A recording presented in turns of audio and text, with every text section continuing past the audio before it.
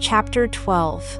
After being away some time, the 12 apostles rejoined Yahushua and gave their reports. And when they had finished, he said, "You have done well. Let us go away to a secluded place where we can be alone."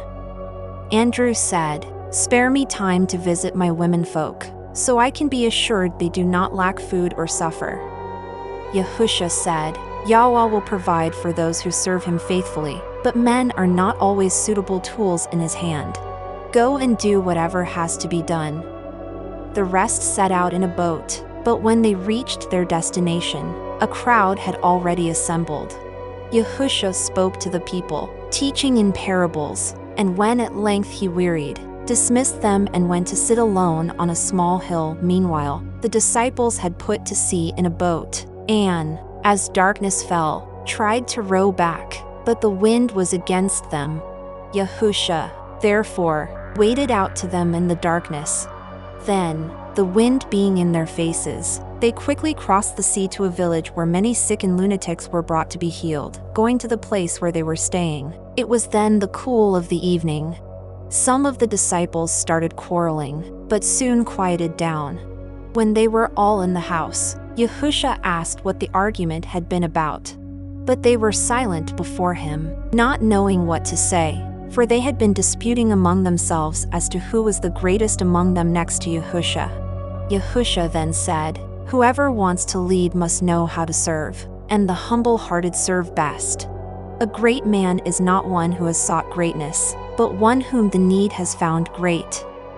Yahushua then took the arm of a young child belonging to the house, who had been standing behind him, and, drawing the boy forward, said, "Whoever accepts responsibility for a little child such as this accepts me, and whoever accepts me accepts my cause. For it is profitless to discuss greatness apart from responsibility. Let the one who can accept the most responsibility be the greatest." After they had eaten, 2 followers of Yahushua came into the house and approached him, saying, "Master, we have robbed a rich man. Have we not done a good deed? For this gives him a better chance in the life to come." Yahushua said, "Even though he used riches wrongly, you have done no more than add wrong to wrong. Evil cannot be rectified by evil, no matter what the circumstances." One of the men said, "Master, I gave all the proceeds to the disinherited, gaining nothing for myself except the fear of death, while the other with me gave only some silver, keeping the rest." Yahushua said, "Then your crime was the lesser one, but a crime nevertheless." Yahushua dismissed the man and said to the disciples, "No man can push another into goodness or force spiritual credits upon him. Men are brought to goodness by guidance and example." Mattatyahu said, "These men have sons, what of them? For is it not in the Torah that sons shall suffer for the misdeeds of their fathers? Where is the justice in this?" Yahushua said, "The sense of words changes with their transmission. And have I not told you that taking one part of the Torah and setting it apart from the rest leads to error? Only by diligently reading the whole, word by word, can it be understood. Given a single thread from a carpet, could any one of you know the pattern? It is the transgressions of the fathers which cause the children to suffer. For not only are there things which must not be done, but there are things which are to be done. Also, things which must be guarded against. If a man fails to instruct his children, or permit them to grow up unruly, he is a transgressor against the Torah. And is it not obvious this affects the children? If a man chooses his wife for her beauty and charm because she pleases him and not for her wifely and motherly attributes, he transgresses against the Torah. Does not the effect of this fall upon his children? If a man steal, Elohim will not chastise the children. But if that man be caught and crucified, his wife sold into bondage, will not his children suffer? The Torah of Yahweh, as given in the books of wisdom, is unlike the laws of men. A man is responsible not only for what he does, but for what he fails to do. And though he spends his whole life in prayer, at places of righteousness, but overlooks his obligations under the greater Torah, he is not free of transgression.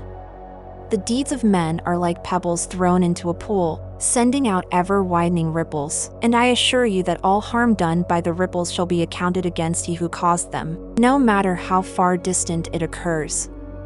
This is the Torah. Whatever a man transmits to his children, even down to the 10th generation, that shall be accounted against him. Likewise, if a man fails to do things he should for his children, that too will not be overlooked. When the day of assessment comes, it will be like a net cast into the sea, which gathers up every kind of fish, some wholesome and others not. When full, it is drawn ashore, and the wholesome fish are placed in baskets, while the unwholesome are thrown aside. So it is at the time of assessment, the good go in one direction, and the transgressors in another. One of the disciples said, "Master, it is easier for some than for others. The rich are not tempted to steal, but many a poor man must steal, or see his children starve." Yahushua said, "The transgressions of the rich lie mainly with the things they fail to do, those of the poor in things they find it difficult to avoid. The justice of Yahweh takes all things into account. Is it not written, 'Toil not to lay up riches which make eagles' wings for themselves and fly away'? And it is also stated, 'Some are truly rich though they dwell in poverty, while others are poor amid their riches.' Those who wallow in their wealth, enjoying it as pigs enjoy mud, are like sheep which, buried in darkness, never live again in the light. The man who gains privileges and wealth in this world but lacks wisdom to utilize them to his true benefit, suffers a fate no better than the beasts which perish. True wisdom is filling your lives with things conferring a lasting benefit, and the goodness of life cannot be assessed according to abundance of possessions.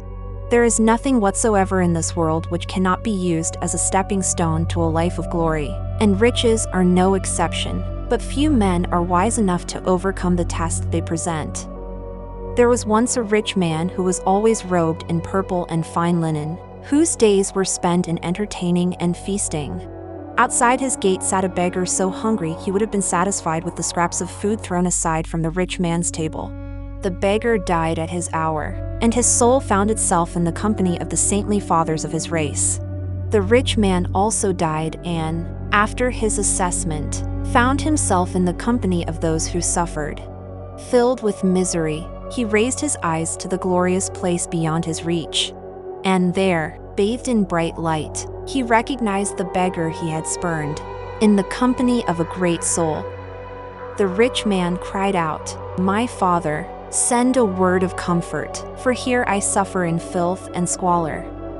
The Great One answered him with compassion in his voice, "My son, recall your life on earth, when you enjoyed all the good things that were possible to obtain, and think of the difference between what the beggar and you had.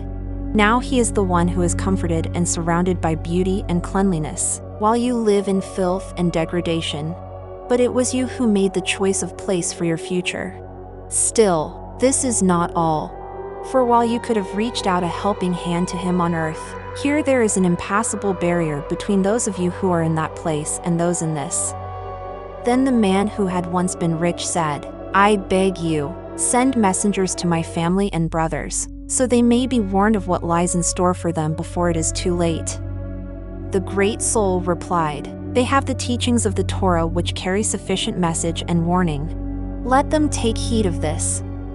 He who suffered replied, "No, this they will not heed any more than I did, for their days are filled with worldly distractions.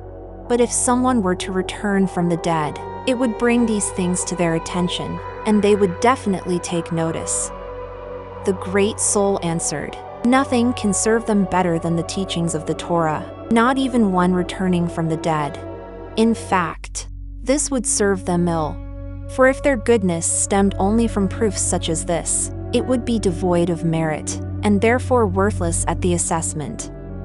Yahushua said, "This is the manner whereby you will teach the people, but do this according to their understanding. In one place you will tell the parable in a certain manner, and in another place, you will tell it differently, making sure the message never varies. The design inscribed on the outside of a picture makes it attractive to some, but not to others. This is unimportant. for it does not affect the contents. After this, Yahushua took his disciples to Tiberias. From there, he and the 12 went through Zebulun to Tyre on the western sea, where they stayed among fishermen in a village by the narrow waters.